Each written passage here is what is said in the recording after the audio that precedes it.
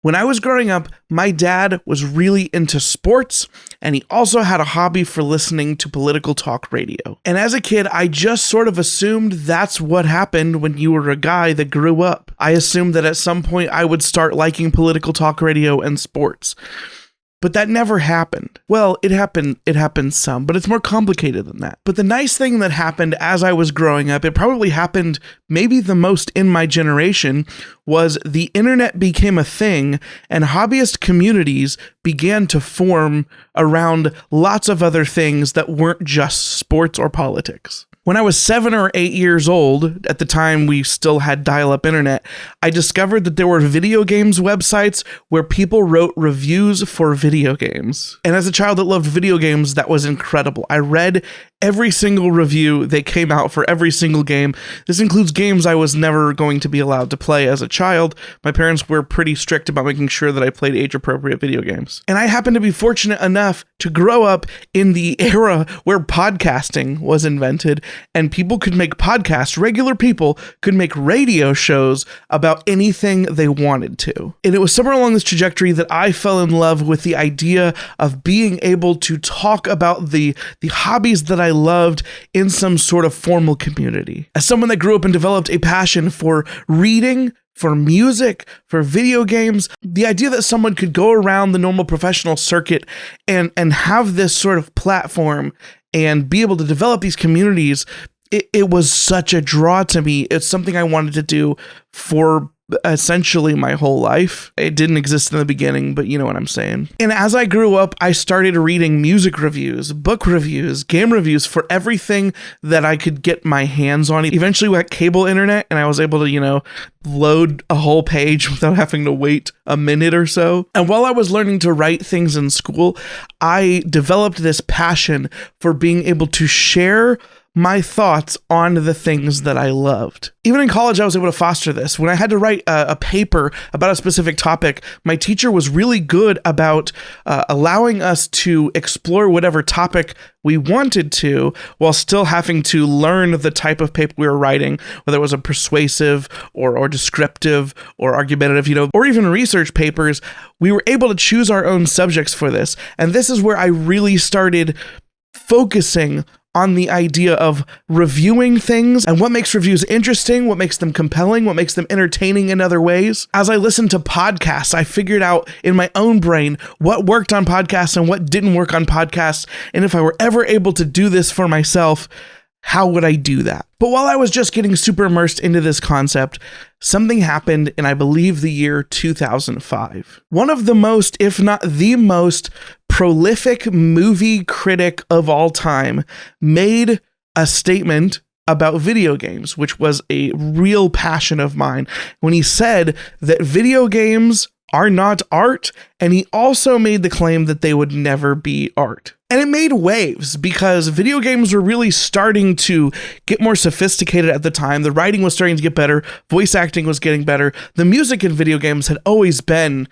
really high quality, but we are starting to get to the era of actual orchestrated soundtracks instead of just MIDI soundtracks, which in my own brain are a work of art. And I hit this weird crossroads where someone who was an art critic looked at something that I loved and I valued as an important artistic expression and said that it was not art and it would never be art. And because he was such an important person in media criticism, media reviewing, it is a debate that started then. Maybe it started before then, but it continues on even to this day. But it was at that point that I had to start formulating some of my own core beliefs about reviewing and what that looks like and the value that different types of reviews can add to society. You see, Roger Ebert was the type of guy that was an authoritative source of objective artistic review. During his time, people still respect his reviews even after. And the guy has some major accolades to his credit. You see, he's the type of guy that would watch all of the movies that he could, and he wrote reviews of them, and he was very, very well educated in his craft. He had seen so many movies, and his knowledge base was so vast that he really was a powerful force in the industry. That is the type of opinion that you take very seriously because he is very knowledgeable in his subject. While less experienced or younger critics may find a movie that was a big deal to them, Roger Ebert was the guy that could come along and say, that's been done before better in this movie, or this specific piece is pulled from this movie. He's the type of guy that would know all the tropes. He would know all the history. He would be able to follow the lines of inspiration of what directors inspired who and what actors inspired these actors and how that all wove together into the intricate pattern of what the movie scene was like at that time. And every single medium has these types of people, right? There are people that are way more well-read than any of the booktubers that I like. There have been people that have been involved in studying video games way longer than I've been alive, and video games weren't even around all that much before I was born. And heck, there are music critics that have listened to every artist under the sun for decades before I was born, and they know everything inside and out. So these authoritative voices on these subjects have very valuable insights on the direction that things are going and the influence that things have. They're really good at being able to spot whether something is actually revolutionary or not, because they have the historical knowledge base of being able to see other places that it was done differently, see the ways that tropes may have been created or subverted over time. These are very valuable tools, and for the sake of this discussion, because it's like the area that I am most interested in, I'm ignoring like academic stuff, which I think belongs in a different category. Let's all think about this. Academic reviews, scientific reviews, these belong in a separate category. I'm talking about artistic expression and the way that art resonates with individual people, the way that art makes statements about things. I really think that we should separate those out from certain real world objective type scenarios. Let's at least do that for the sake of discussion. But let's get back to the topic at hand. How was I supposed to respond when someone who was considered an authority in artistic criticism completely erased the value of the art that I so heavily invested myself into? You see, the problem was there was no reason to devalue this art critic who had so much knowledge in their own field. But the type of objective statement that he made was so offensive to me and to the entire community that I was a part of that it was a difficult thing to process back when I put more value in that type of understanding of art, that objectively the people that had partaken the most in said art had the most power to sort of interpret it or describe it or review it. And that was sort of the origin for my little young self who was wanting to get into the review sphere, to be able to have these discussions with peers about the quality of certain aspects of art and the way that they worked for people, the way that they were good or bad as it were. And I got a little bit of a chip on my shoulder because I did not want some academic person who, while his opinion was extremely valuable, his opinion was unique, it was authoritative, as you might say, it only represented a certain type of review or perspective, which is one who has all of these things to pull from as his rubric for what makes something good or bad and how it compares historically to the things that came before, which is not to discredit that perspective. I when I was younger, I really pushed hard against any value in that perspective. But of course, as I've gotten older, that is mellowed. That is a valuable perspective to have. But is it the most valuable all the time? Is it the most relatable to the most people? And ultimately, I think the answer is sometimes, but not all the time. You see, the thing about the world is that as we move forward, time keeps on moving. And as people get older, new people are born and those people grow up. And those people have different experiences and they live in a different culture than people that represent the authority of a subject. And in fact, there are places all over the world that may have different values for which they objectively try to review things. They may have different rubrics for what's valuable or not valuable in a story because they may interpret literature differently. They may have different focuses for literature. And these things are all semi-fluid as they change a little bit over time. I think it would be kind of asinine to argue that every single historical important work of literature, if it were released later in history, would have the same impact that it did earlier because things change over time. Perspectives change over time. Let's compare this to fantasy books. If someone is a young child and they read Aragon by Christopher Paolini, but they've never read The Lord of the Rings, they've never seen Star Wars, they've never read The Wheel of Time, Aragon may seem like a powerful,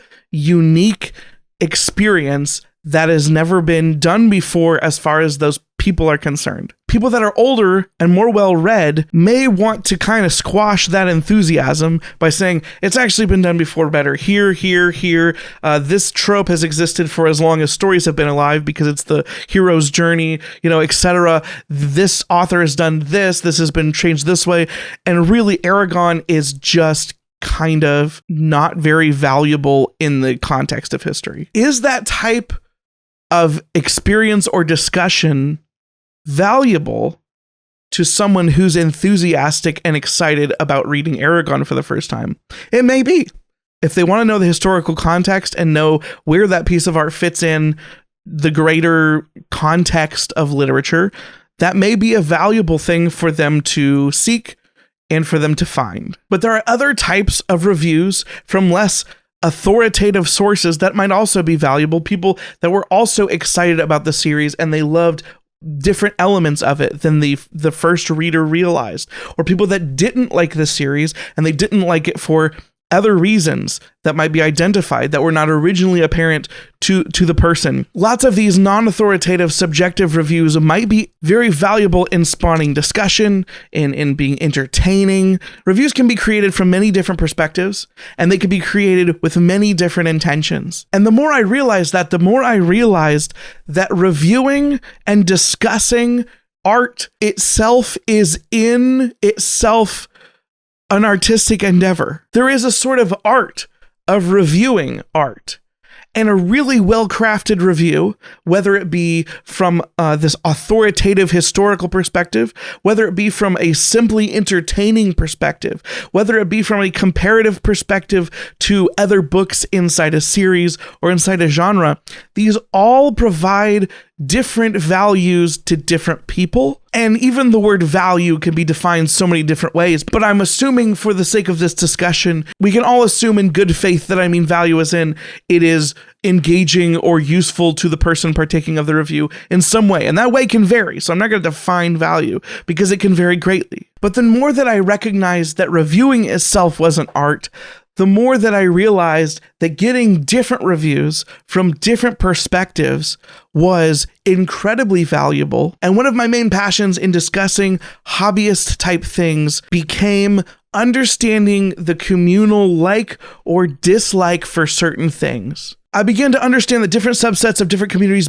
understand different types of art in different ways. And as I've been formulating this as an adult, I've even expanded this knowledge even further with videos like Adam Neely's understanding of music theory.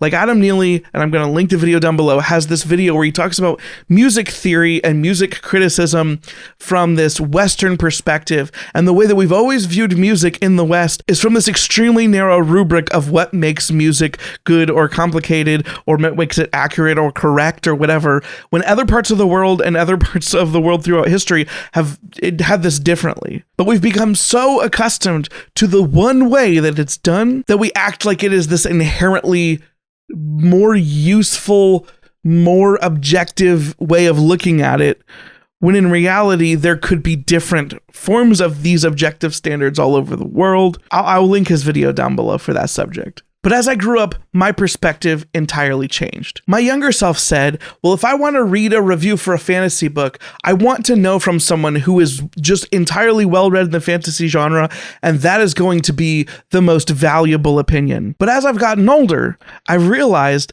that opinion doesn't represent a large chunk of people unless the large chunk of people also is extremely well read in the fantasy genre. Then I begin to see that there's vast, valuable information in reviews from people who haven't read anything in the fantasy genre, have only read some in the fantasy genre, primarily read romance, I begin to see that each person has a valuable perspective, and if they're willing to share that perspective, we can better understand each other's likes and dislikes, and we can form connections as humans over understanding each other on these artistic levels. People are not robots. People have backgrounds. They have cultures, they have communities that they live in, they have values that they have. And all of these things are taken into account in some way when they participate with an artistic expression. And their views, their interpretations, their resonance with these artistic expressions will be in some way measured by the life that they've lived before this. Whether they're an authoritative, well-read person who's viewing it through that lens, or whether it's someone who's just turned 16 and they're reading their first epic fantasy, adult fantasy book. The experiences that they have will be the lens through which they view this art, and the conclusions they come out with are going to have vastly different qualities. I don't say they are of different quality. They may be, or they may not be. I guess that's for pundits to decide. But they have unique perspectives. And every one of those perspectives, to me, is valuable. If I find a community of people that love something and I don't understand it at all, I find great value and fascination in actually studying that thing and trying to figure out what it is that makes it valuable or exciting or entertaining to that community. I've done this many times throughout my life, and I've been richly rewarded by learning more about different cultures and communities and fandoms than I ever would have thought possible when I was younger and I had a different perspective. But let's get even more granular than that, because of course we all live in communities, we all come from backgrounds, but most importantly of all, every one of us is an individual, and we are all in this bookish community, coming at the books that we read from our own unique perspectives, whether we be well-read or whether we be new to a genre. And each of those perspectives is something that I want to know. When I post a review, when I post a discussion video, when I get in Discord, I legitimately want to know the way that other people receive an art, because that is super cool. The fact that we can relate over these things, the fact that we can find a book, and it may not be a popular book, it may be an unpopular book, and we can find something in that book that resonates with us, that is able to speak our own feelings or thoughts better than we were able to express ourselves. And we can identify with this book and find value in this book, even if no one else does. I want to hear about that. These books allow us to experience things through the characters' eyes, and we can learn to relate to each other on new levels as we express reviews, opinions, discussions on the books that we read from our own unique perspectives, whether we are well educated in a field or not. Finding out the ways that we relate to each other on these artistic mediums is what it's all about for me. I only have so much time in the day. I can only experience so many perspectives. But if you are out there and you are someone who loves books or video games or music or whatever, and you don't think that your perspective or your opinion is valuable in any way to anyone, it is. That's what this whole thing is about. That's why we have these communities. Your opinion is valuable, regardless of where you're coming from and regardless of the past experience that you have. Is it the most valuable for all applications and all circumstances? No, but it has value. And learning how to better communicate why the things we love work for us and why the things that we don't love don't work for us, and being able to bridge these gaps, this is a valuable and I think widely lacking skill in all of the Western world that I participate in. Yeah, we are just reading fantasy, science fiction books, but I really do think this is something that would have value in society if we all learned to do it better. If you want to start a booktube channel because you've always wanted to talk about books, your opinion is valuable. Being able to express that opinion in a way that is relatable to others is a skill that has to be honed over time. But you cannot learn the skill unless you practice it. The community that I've become part of on BookTube allows me to have discussions with so many people all over the globe with so many backgrounds, and we get to look at these works of art and experience them. We get to love them and hate them together, and we get to learn more about each other. We get to learn more about the world. We get to learn more about other cultures through this medium of fiction, and it is amazing. And this is where I'm going to get just a little bit pushy. I don't ever want anyone who has extreme passion for art that has resonated with them to have those passions squashed by somebody wielding an academic sword of authorial objectivity to ruin anyone's fun or devalue anyone's experience ever. That drives me up the wall. It's the type of thing that I ultimately refer to as gatekeeping that makes me legitimately ticked off. And I really do think I can trace it back to 2005 when I was a young boy and Roger Ebert made a claim about video games as art. That is that conversation, that discussion, that topic of reviewing and art has become a core part of the Michael person. And it's why I make a string of videos talking about objectivity and subjectivity. And I make, let's just in case anyone missed it, the video that I made about popularity being the only objective measure, there was more that was done more than a little bit facetiously, with a little bit more than a small amount of hyperbole. Some people understood, some people didn't understand. But all of those videos, all of these discussions that I've had stem from this topic of erasing people's experiences and opinions, because the fact that in the artistic realm, and people have watched some of these discussions that I've had, and they've extrapolated them to make all sorts of bad faith claims against myself, which mostly made me laugh. Those extrapolations are not what I'm talking about. I'm talking about the communal experience of art discussion and reviewing. Don't let anyone tell you that your experience or resonance with a work of art is not real or valuable to a communal discussion. If someone ever does that, that person is not the type of person that you want to include in your discussions anyway. Today, this topic was really just pressing on me, and I wanted to take a step back from some of the goofiness, some of the sarcasm, hyperbole, extraneous, whatever. And I just wanted to sort of explain my origin story, as it were, as someone that likes to review things, and as someone that, if I'm being honest, I was very close to never making a channel or ever trying to review topics like this publicly ever again. That's where I was when I started this channel. And if that hadn't happened, I never would have met any of you. I never would have been able to discover the breadth and wealth of channels of people that have become my friends, people that I talk to every day, people that are legitimately, I'm close with you because of being able to have the types of discussions that I value so strongly. So once again, if you have ever wanted to make a channel or a podcast to talk about the things that you love, but you didn't think you had anything unique to add, I'm not saying you can't learn to be more expressive and make your opinions clearer, but every single one of you out there, your opinion is valuable, and I want to hear it for one. Thank you guys for watching. I love you so much. Goodbye. Sleep, no one ever get enough. Always looking out tired. Sleep, no one ever get enough. If I don't show up, I might get fired. Sleep, no one ever get enough. Always looking out tired. Sleep, no one ever get enough. If I don't show up, I might get fired.